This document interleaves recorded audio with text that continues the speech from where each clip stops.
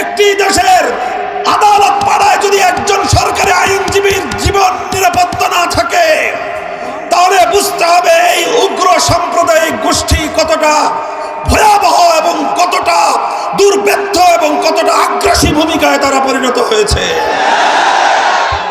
আমরা বহু আগেই সতর্ক করেছিলাম, ইসকনের বিরুদ্ধে আমরা বছরের পর বছর কথা বলেছি। এই ইসকনকে যদি, তাদের অগ্রযাত্রাকে যদি রুখে না দেওয়া যায়, বাংলাদেশের স্বাধীনতা বিপন্ন হবে। জাতি ধর্ম নির্বিশেষে বাংলাদেশের সাম্প্রদায়িক সম্প্রীতির যে স্থিতিশীল পরিবেশ, এই পরিবেশকে ওরা জাহান্নামের আগুন দিয়ে জ্বালিয়ে পুড়িয়ে ছারখার করবে। আমরা অবাক বিস্ময়ে তাকিয়ে আছি বাংলাদেশের বিচার ব্যবস্থার দিকে, সর্বোচ্চ আদালতের দিকে। এখনো ইসকনকে নিষিদ্ধ করা হয় নাই।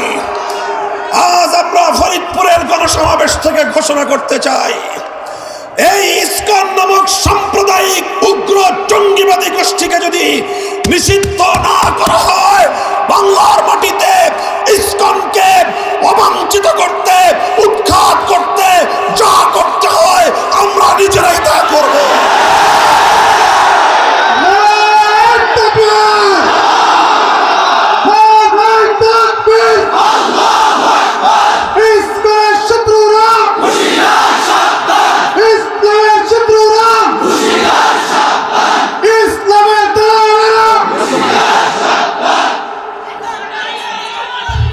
সংগ্রামী সাথী ও বন্ধুগণ, আমরা আপনাদেরকে ধৈর্যশীলতার, সহনশীলতার আহ্বান জানাই।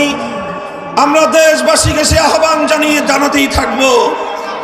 আমরা স্পষ্টভাবে লক্ষ্য করছি, বিগত 15 বছর যাবৎ সকল ধরনের কূটনৈতিক শিষ্টাচারকে উপেক্ষা করে, এমনকি ন্যূনতম প্রতিবেশী সুলভ যে সাধারণ সভ্যতা, সাধারণ যে স্বাধীনতা, সেই সভ্যতাকে লঙ্ঘন করে পার্শ্ববর্তী দেশ হিসেবে বাংলাদেশের ভারত রাষ্ট্র বাংলাদেশের আভ্যন্তরীণ বিষয়ে নগ্নভাবে হস্তক্ষেপ করে চলেছে।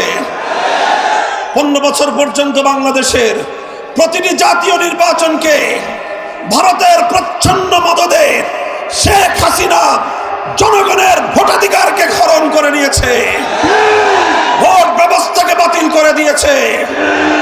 সর্বোচ্চ আদালত বিচার ব্যবস্থায় তার নিজের দলীয় লোকদেরকে নিয়োগ করে সর্বোচ্চ বিচারকের আসনকে পর্যন্ত কলঙ্কিত করেছে।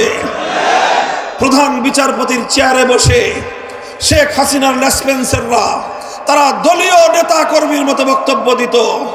শেখ হাসিনার ইশারা ছাড়া বাংলাদেশের প্রধান বিচারপতি পর্যন্ত কোনো রায় দিত না, বিচার ব্যবস্থাকে ধ্বংস করে সেরেছিল। প্রশাসনকে দলীয়করণ করেছিল। প্রশাসনের সর্বোচ্চ জায়গা থেকে সর্বনিম্ন স্তর পর্যন্ত দলীয় ক্যাডারদেরকে নিয়োগ করে বাংলাদেশটাকে ফ্যাসিবাদী রাষ্ট্রে পরিণত করেছিল। আইন শৃঙ্খলা রক্ষাকারী বাহিনীর কথা কি বলবো? এই আমাদের প্রিয় পুলিশ বাহিনী, যাদের দীর্ঘ ঐতিহ্য ছিল, ৭১-এর মুক্তিযুদ্ধের রণাঙ্গন থেকে যারা যাত্রা শুরু করেছিল, সেই পুলিশ বাহিনীকে দলীয় পেটোয়া বাহিনীতে পরিণত করে বাংলাদেশের সকল পুলিশদেরকে সে তার নিজস্ব দলীয় গুন্ডায় পরিণত করেছিল। আর এভাবে আইন শৃঙ্খলা রক্ষাকারী বাহিনীকে জনগণের মুখোমুখি দাঁড় করিয়ে জনগণ এবং রাষ্ট্রের বিরুদ্ধে একটি যুদ্ধাঙ্গী পরিবেশ তৈরি করেছিল শেখ হাসিনা।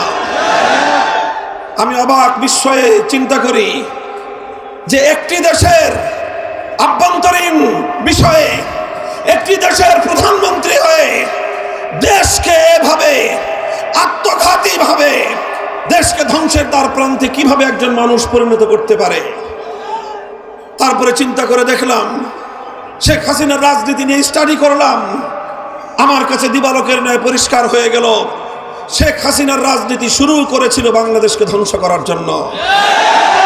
1975 সালে তার বাবা শেখ মুজিবুর রহমান সাহেব জাতির সঙ্গে 1970-এর জাতীয় নির্বাচনে যে ওয়াদা করেছিলেন, সেই ওয়াদা ভঙ্গ করে জনগণের অধিকার হরণ করেছিলেন।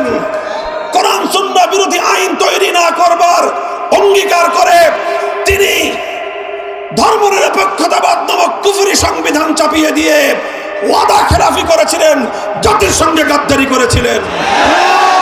৭২ থেকে ৭৫ সাল পর্যন্ত ৩০,০০০ মায়ের কোল খালি করেছেন। বাংলার ৩০,০০০ দামাল সন্তানকে হত্যা করেছিলেন। ১৯৭১-এর স্বাধীনতার পর সর্বপ্রথম ক্রস ফায়ারের নামে সিরাজ শিকদারকে হত্যা করে শেখ মুজিবুর রহমান সাহেব বাংলাদেশে খুন এবং গুমের রাজনীতির সূচনা করেছিলেন। আর এই সব কিছুর প্রায়শ্চিত্ত করতে হয়েছিল তাকে ৭৫ সালের ১৫ই আগস্ট। কিন্তু আমরা দেখলাম ১৯৭৫-এর ১৫ই আগস্টের এই হত্যাকাণ্ডের পর শেখ হাসিনা ঘোষণা করেছিলেন আন্তর্জাতিক গণমাধ্যমে, যেই জাতি যেই দেশ তার বাবা এবং তার পরিবারকে হত্যা করেছে তিনি সেই দেশের কাছ থেকে, সেই জাতির কাছ থেকে প্রতিশোধ গ্রহণ করবেন। সেই শুরু হলো শেখ হাসিনার প্রতিশোধের রাজনীতি। ১৯৭৫ সালের ১৫ই আগস্ট থেকে ২০২৪ সালের ৫ই আগস্ট শেখ হাসিনার ৫০ বছরের রাজনীতি ছিল প্রতিশোধ গ্রহণের রাজনীতি। সে প্রতিশোধ নিয়েছে বাংলাদেশের কাছ থেকে, সে প্রতিশোধ নিয়েছে বাংলার জনগণের কাছ থেকে, সে প্রতিশোধ গ্রহণ করেছে বাংলাদেশের মানচিত্রের কাছ থেকে। সে এমন ভাবে প্রতিশোধ নিয়েছে, এমনকি বলতে বলতে কথা পর্যন্ত আমি বলতে বাধ্য, শেখ হাসিনা প্রতিশোধ নিয়েছে তার নিজের দল আওয়ামী লীগের কাছ থেকে। কিভাবে জনগণের কাছ থেকে প্রতিশোধ দিল দেখেন। ছোট্ট একটা তথ্য, আজকে বাংলাদেশের অনেকগুলো ব্যাংক, কতগুলো ব্যাংক, সংবাদ মাধ্যম এবং সাধারণ জনগণ যারা ব্যবসায়িক কাজে, ব্যক্তিগত কাজে ব্যাংকিং করতে হয়, আপনারা নিজেরাই ভুক্তভোগী। ব্যাংকগুলোতে গেলে ১০,০০০ টাকার চেক পাস করবার সামর্থ্য নাই। কোটি টাকার ডিপোজিট, আপনার ব্যাংকে যাবেন, আপনাকে বলবে যে মাসে মাসে ৫০,০০০ টাকা করে নিয়ে যান। আপনি বলেন ১ কোটি টাকা যার ডিপোজিট, সে যদি প্রতি মাসে ৫০,০০০ টাকা করে নেয়, তার নাতিপুতিরাও এই টাকা ভোগ করে যেতে পারবে না। এই হলো দেশের ব্যাংকিং সেক্টরের অবস্থা।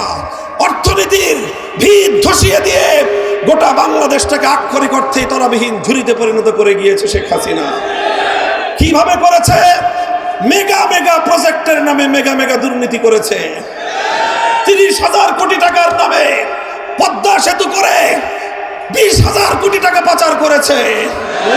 এভাবে প্রতিটি মেগা প্রজেক্ট থেকে ২ গুণ ৩ গুণ বেশি খরচ দেখিয়ে শেখ হাসিনা এবং তার ঘনিষ্ঠ লোকজন গোটা বাংলাদেশের, এখানে লক্ষ কোটি বাঙালিদের, প্রবাসী বাঙালিদের, ব্যবসায়ী বাংলাদেশের মানুষদের কষ্টার্জিত ঘাম ঝরানো অর্থ, যেটা দিয়ে তিলে তিলে দেশ এগিয়ে যাচ্ছিল, সেই সব অর্থ পাচার করে বাংলাদেশকে ধ্বংস করে দিয়েছে।